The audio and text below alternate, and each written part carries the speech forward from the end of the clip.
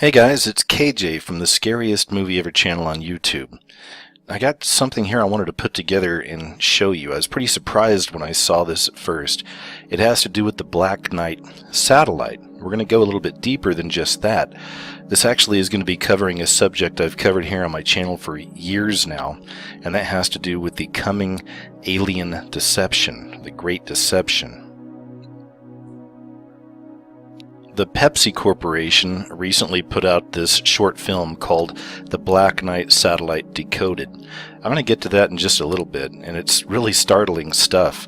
Before I do, let's talk a little bit about the Black Knight satellite itself. According to monitoring agencies around the world, the Black Knight satellite has been transmitting radio signals for over 50 years now. The US and Soviet Union have shown particular interest in this identified space object. Rumors are that it was Tesla, the scientist Tesla, was the first man to intercept a signal from the Black Knight satellite in 1899 after building a high-voltage radio device in Colorado Springs. In 1957, Dr. Luis Corrales of the Communications Ministry in Venezuela photographed the Black Knight while taking pictures of Sputnik 2 as it passed over Caracas. The story of the Black Knight made its media debut in the 1940s when the St. Louis Dispatch and the San Francisco Examiner wrote about the satellite on May 14, 1954.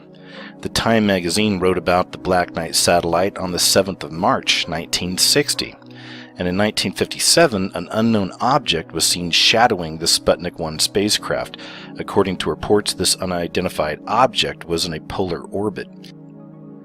Now, it's important to understand, as far as official stories go, that the United States nor the Russians in 1957 actually possessed the technology to maintain a spacecraft in polar orbit. The first polar orbiting satellite was actually launched in 1960. So polar orbits are often used for Earth mapping, Earth observation, capturing the Earth as time passes from one point, and reconnaissance satellites. This would put the Black Knight in the category of an observational satellite. In the 1960s, the Black Knight satellite was located once again in polar orbit. Astronomers and scientists calculated the object's weight to be over 10 tons, which would be at that time the heaviest artificial satellite to orbit our planet. The Black Knight's orbit was unlike any other object orbiting the Earth. The Grumman Aircraft Corporation gave much importance to this mysterious satellite. On September 3, 1960, 7 months after the satellite was first detected by radar, a tracking camera at Grumman Aircraft Corporation's Long Island factory took a photograph of the Black Knight satellite. The Grumman Aircraft Corporation formed a committee to study the data received from the observations made, but nothing was made public. In 1963, Gordon Cooper was launched into space. On his last orbit, he reported seeing a glowing green object in front of his capsule in the distance moving towards his spacecraft. The Muchia tracking station in Australia, which Cooper reported the object to, picked up this unidentified object on radar traveling east to west. It was a ham radio operator who apparently decoded a series of signals received from the UFO satellite, and he interpreted it as a star chart centered on the Epsilon Boots star system. According to the decoded message, the Black Knight satellite originated from the Epsilon Boots star system 13,000 years ago. On August 23, 1954, the technology magazine Aviation Week and Space Technology released a story about the Black Knight satellite that really angered the Pentagon, who were trying to keep the information secret. NASA has released official images which apparently show the Black Knight satellite. Now, NASA itself, of course, can't be trusted with a lot of things. There's tons of symbolism all around NASA and a lot of their emblems they put out. There are plenty of really in-depth breakdowns on NASA and the symbolism you can find. I've done several videos on this myself. Just going to show you the basics here, but as you can see right there, there's the ring of Saturn. So we go back to Saturn, back to Satan, back to Saturnalia cults, and of course the obvious forked tongue. It's the red thing right there. It's a massive forked tongue. Okay, so once again, I don't trust everything that comes out of NASA, but it's still important to see what is coming out of NASA or what's coming out of any of these, so-called, official agencies. Because whether the information is true or not, what you're finding is their agenda. You're finding their narrative, what it is that they want you to believe, what they want you to see. So of course it's interesting that NASA is putting out these images of the Black Knight satellite, right? So once again, whether you believe or not, whether you trust NASA or not, it doesn't matter. This is what they're putting out. This is what they've been putting forward for a long time. And now we see this Black Knight satellite becoming potentially a major player. And now we find this Black Knight satellite potentially becoming a major player in this coming deception. So this right here is from UsherDaily.com, and of course that has to do with the musician Usher. So it's interesting because they chose Usher to actually do some of the music, but he also does the narration throughout this video that Pepsi did concerning the Black Knight satellite. And what's interesting about it, of course, is the name Usher. He's ushering this in. Let me go down here and I'll show you what I'm talking about. So here's the poster. Where will you be when the world unites? Black Knight Decoded. Soundtrack by Usher. Miracles, of course, right? Black Knight Decoded follows the journey of a father and daughter on their quest to decode the radio signals transmitted from the Black Knight satellite.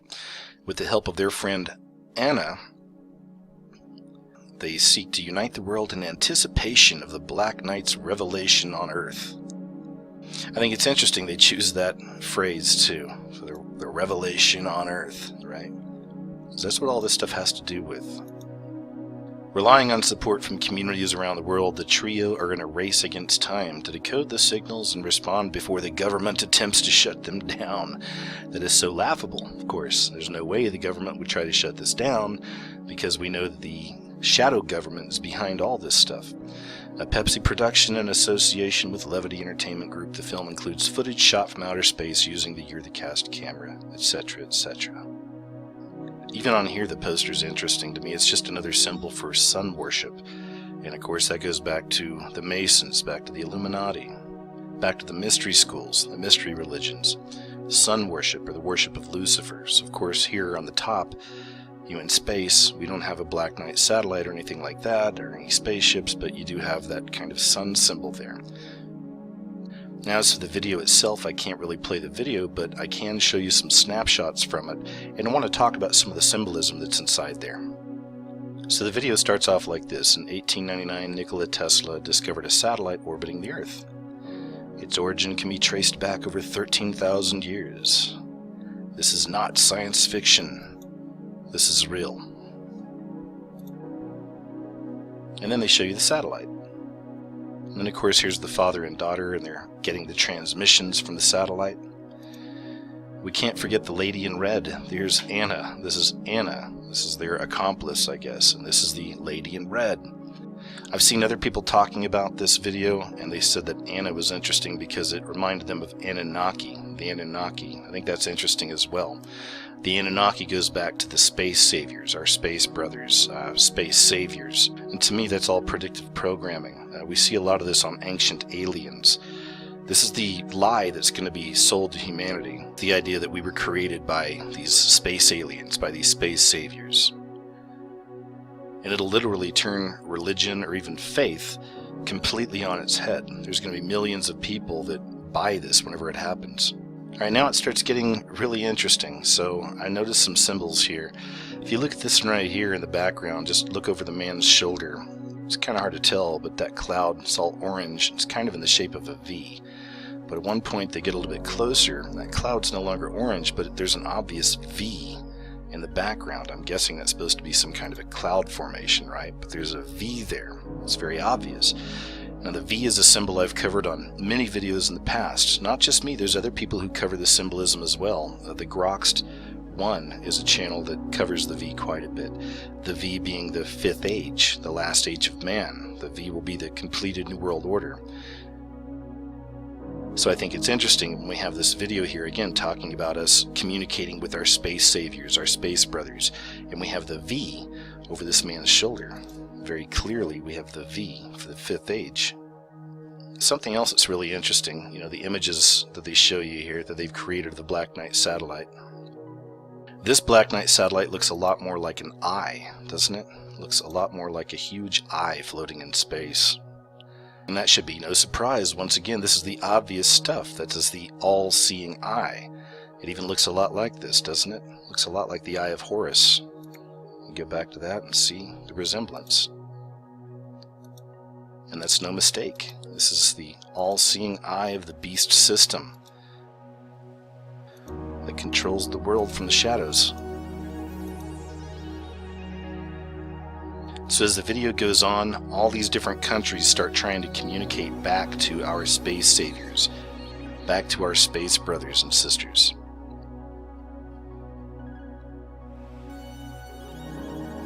And it's interesting some of the symbols they choose. This is China. Then they go to Cancun, Mexico. Cancun's is interesting. Look at this. To me, it looks like the Large Hadron Collider around there. You've got the spiral in the middle, and also the sun symbols all around. More sun worship.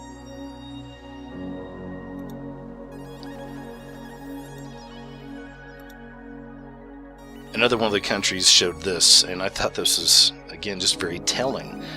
The peace sign. I've covered this before, and many other people have covered that symbol in the past, but that is the broken cross. You have to look back to where these things began. You don't look at how they've been sold to us over the years. You look back. With symbolism, we always have to go back. Let's find out where it started, right? Where it started. So this is the broken cross. And to really get the point across even more, this is the rainbow. So we have the rainbow broken cross. And this is why we see that gay agenda, the LGBT thing happening, the trans agenda. All this stuff is really being put forth right now. And this is not to insult any of our friends out there that may be gay, bi, whatever, right? But this is just the facts. This is the way I see them. That this trans agenda and all this is very much anti-God. It's a slap in God's face. It's like God made you to be a man, but all of a sudden you're like, nah, I feel like being a woman, you know, or vice versa. To me, again, it's just a slap in the Creator's face. So this is why we see the promotion of this more and more. Of course, we see it now connected with, again, the end times, the fifth age, the coming of these fake alien saviors, the coming of these space brothers and sisters, the LGBT agenda, the rainbow, the broken cross, because they're going to have to break the cross. And this isn't the only time they used the broken cross here. That's Sydney, Australia. It's Romania. Now check out Romania. And once again with Romania, we've got the broken cross. We also have the red and the blue. I'm going to get more into that in just a little bit. But once again, you have the broken cross. Why is that important? It's important because they're going to have to break the cross to have this new world order. This false world peace. I've often wondered about that myself. You know, people always talk about Christian persecution. I know there's a lot going on in Syria right now. There's a lot happening really all over the world. But I believe that we haven't seen anything yet, because I've always wondered, you know, how is this going to happen? How are they literally going to have brothers and sisters and moms and dads and kids and families and friends and co-workers and neighbors? How are they really going to have everybody truly turn against each other, right? And how are they really going to persecute the Christians like that? Again, if this is supposed to be worse than we've seen in history, and there have been some horrible atrocities to the Christians throughout history, right? But this is going to be the worst one, right? The worst we've ever seen. How are they going to get there? What could cause that? Now, of course, we're constantly seeing all kinds of, you know, false flags and hoaxes and things like this, and all these different things that are arranged, you know, order out of chaos, right? This is what they're trying to create. But still, how are they going to get to that end game where it's truly people are on the hunt for Christians trying to take them out? And this is just my belief, just my theory, but I believe that that's what all this is going to have to be about, the broken cross, the alien visitors. Because once these things come down, once these things are revealed, it's going to be a game changer for a lot of people, and they're going to use it to destroy what's left of religion, what's left of faith. They're going to use it to destroy your belief in Jesus, your belief in God. A good example of what I'm trying to explain to you was in the movie Paul. Okay, and I've covered that movie in the past as well. It's been a major example of this predictive programming, understanding the nature of symbolism in films. We can pick these things apart. I mean, right here, there's a lot of things going on just in this picture alone. You see right there on the right-hand side, or on your right-hand side, there's the sunflowers. Now again, that's more sun symbolism, more sun worship. And if you were to watch this movie, you'll see this stuff throughout the entire film. Not every movie is like this, but there are some that are just really obvious, and Paul was one, because Paul is all about this alien predictive programming, right? More of that alien savior stuff. As I said, this is a classic example. In the movie, as you can see right here around her neck, she's wearing a cross. So she's this, of course, dumbed down Christian character, right? This really naive Christian lady, right? But then she meets Paul. She meets the alien Paul. So throughout the movie, her story arc is her essentially abandoning her Christianity, abandoning her faith, and believing in Paul, believing in the alien saviors. So throughout the movie, she starts, quote, sinning more, right? Just kind of saying, oh, whatever, I'm going to do what I want now, right? So it should come as no surprise that we have the obvious one-eye symbolism in this film as well with this character. I mean, look at the shirt, too. This is the way that they represent Christians.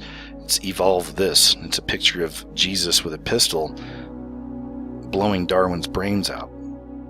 Nice, right? But again, you can see that agenda. You can see that narrative they're pushing. This is what they want to happen to all Christians, and I think it's going to happen to a lot of people. When these things come down, it's going to be a game changer, and I genuinely believe that millions of people are going to fall for this deception. And I also believe that a big part of this deception, again, is breaking that cross. It's getting rid of the Christians, right? So moving on throughout the video, there's Warsaw, Poland. It's putting some stuff together. We got Russia. It's putting this together right here. In Las Vegas, we got this. That's right. A couple more broken crosses, right? The eyes are the broken crosses.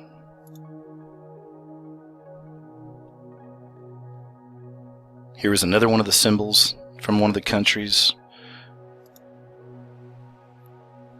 In Vietnam, I thought was interesting, the one they put up. You have this one right here. And that's the woman in blue. Let me show you some things about this. This has to do with the red and the blue. We see the red and the blue quite a bit, right? I've covered the red and the blue in other videos in the past and its significance to Freemasonry. So to get really deep into the red and blue pillars, or the pillars of Hercules, it would take a long time. Like I said, I've covered this before. Many others have covered it as well. But you see this color code combination coming up in all kinds of things.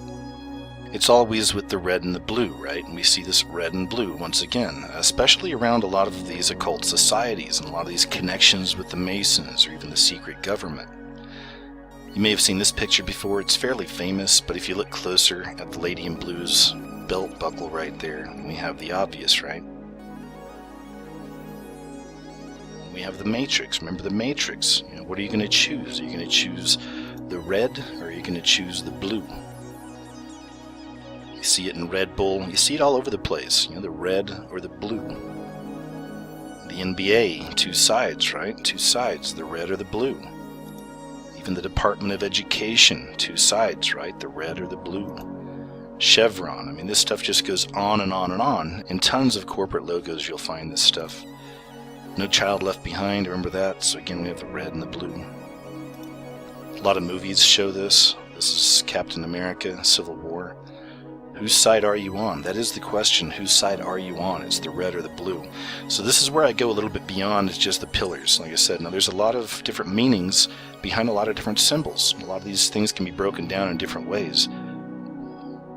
But when I see the red and the blue like this, and especially associated with the woman in blue, so going beyond the Freemason pillars, the Red Lodge and the Blue Lodge, I believe the red and the blue is also significant in this way right here.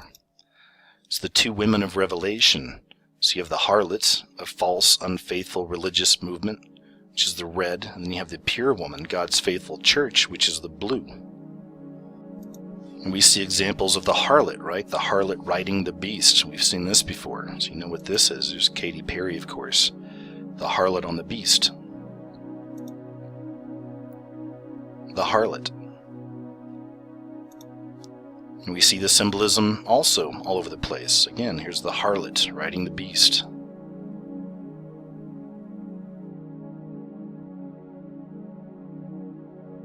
So again, you'll see a lot of movie posters and things like this literally divided. And you've got two sides. You have the red or the blue. Which side do you choose? Do you choose God's side, or you choose the side of the enemy? The red or the blue? Bank of America, 11-11-11-33, right? Which side do you choose? I thought this was a classic example of that split, you know, the right side or the left side, the red or the blue. You know, this one right here, you got the woman on one side, and on the other side you have the phoenix. And I recently covered the phoenix in one of my videos. The phoenix is a major representation, at least in this case, of the rise of Lucifer, right? Everything has to burn, everything has to be destroyed, but out of those ashes will come the fifth age, will come the New World Order. So again, we have that split. Which side do you choose, the woman or the beast? And speaking of corporate logos, I'm just adding this in, but you can look at Pepsi, look at some of their older pictures, and you'll see the way that the logo has actually changed throughout the years. And it very much looks like an eye itself, doesn't it? And the way it's set up now, it looks very much like an eye. And that's certainly no coincidence. I mean, another example of this is if you look at Taco Bell, look at the old Taco Bell logo, right? It's pretty self-explanatory and pretty straightforward, but throughout the years the corporation sold out, and I believe it sold out to the Beast System or the Illuminati or High Order Masons, you know, whatever you want to say, but they sold out and they actually changed their logo. Now their logo is this, and I covered this in a video a couple of years ago, but they changed everything, right? Now if you look underneath the bell, that's a 6. It's a perfect 6 surrounding the eye, the reptilian eye. They actually put a slit in there. Like I said, you can look at this for yourself. They changed it, right? Same with the buildings, right? That's where the 6 comes in. So you have on 3 different sides of all these Taco Bells, you got 1, 2, and then on the other side 3. There's never anything in the back. That's where like the trash is and the back door and everything, right? So you always have the 3 6s on all these buildings. Or even here's another example. Again, you have the 3 6s. You have the 3 all around the building. And you have the sign that stands alone. It's got its 6 on there, but that doesn't count.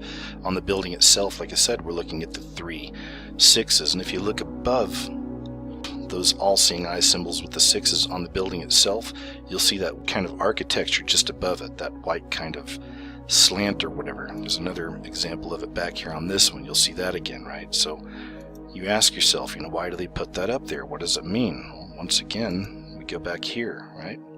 It starts making more sense. You can see that, right?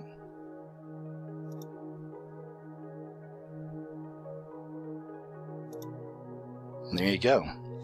And this is how they put it right out there before your very eyes, but again, so few people see. It's one of the reasons I won't eat Taco Bell anymore. I try to stay away from some of these obvious places like this.